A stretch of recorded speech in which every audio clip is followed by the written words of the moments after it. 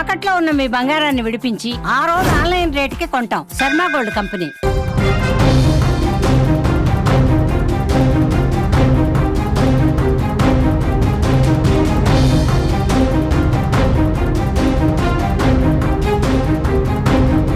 Pastor పగడాల ప్రవీణ్ మరణం మిస్టరీగా మారింది. Hyderabad Tirumalagiri SBH కాలనీకి చెందిన ప్రవీణ్ క్రీస్తు సందేశాలు ఇస్తూ ఉంటారు. టీవీ ఛానల్స్ చర్చల్లోనూ పాల్గొంటూ ఉంటారు. అయితే హైదరాబాద్ నుంచి బైక్ పై విశాఖ వెళ్తున్న ఆయన రాజమహేంద్రవరంలోని గామన్ బ్రిడ్జ్ వద్ద రోడ్డు ప్రమాదానికి గురైనట్లుగా తెలుస్తోంది. ఆయన కొంతమూరు వద్ద వాహనంతో సహా వంతెనపై నుంచి పడిపోయి అక్కడికక్కడే మరణించారు. దీంతో శవ పరీక్ష కోసం రాజమహేంద్రవరం జీజీహెచ్ కి ఆయన మృతదేహాన్ని తరలించారు. అయితే పగడాల ప్రవీణ్ ది రోడ్డు ప్రమాదం కాదని, హత్య అని ఆయన కుటుంబ సభ్యులు, క్రైస్తవ సంఘాలు ఆరోపిస్తున్నాయి. ఈ మేరకు సమగ్ర విచారణ చేపట్టాలని డిమాండ్ చేస్తూ రాజమండ్రి జీజీహెచ్ ఆసుపత్రి వద్ద నిరసనకు దిగారు. హెల్మెట్ పెట్టుకున్నా ఆయన ముఖంపై గాయాలుండడంతో ప్రమాదం కాదని వారంతా భావిస్తున్నారు. అక్కడకు పాస్టర్లు పెద్ద సంఖ్యలో రావడంతో ఉద్రిక్తత పరిస్థితులు నెలకొన్నాయి. క్రైస్తవ మత బోధకులు జాన్ వెస్లీ, విజయ్ కుమార్ రెడ్డి సహా మహాసేన రాజేష్ అక్కడికి చేరుకుని మృతదేహాన్ని పరిశీలించారు. నెల రోజుల క్రితమే ప్రవీణ్ తనకు ప్రాణహాని ఉందని ఓ సందర్భంలో చెప్పారు. ఇంతలోనే ఆయన చనిపోవడం అనుమానాలకు కారణమైంది.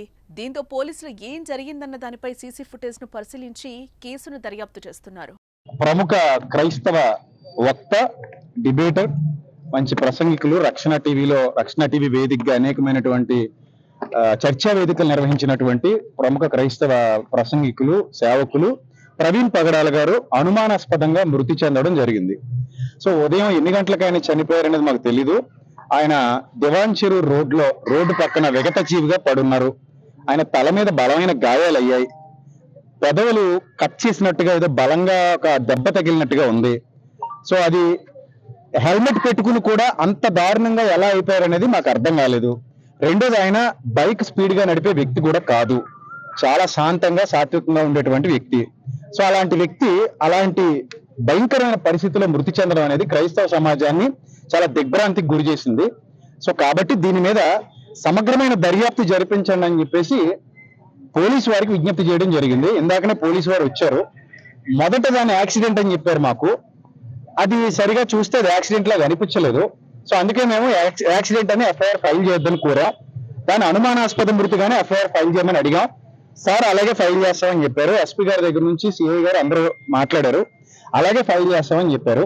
మీడియా ముఖంగా మేము కోరుకునేది ఏంటంటే, ఈ రోజు పొద్దున కొంతమంది ఆయన మరణాన్ని బట్టి ఎవరు చంపేశారో అన్నట్టుగా కొన్ని పోస్టులు పెట్టారని, మళ్ళీ డిలీట్ చేశారని విన్నాం.